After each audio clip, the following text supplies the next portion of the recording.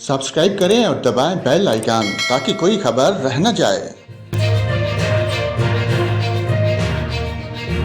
और नाज़रीन आपको बताएं, सूबा बलूचिस्तान के शुमाल मशरक़ी हिस्से में मूसलाधार बारिश और सालाबारी हुई।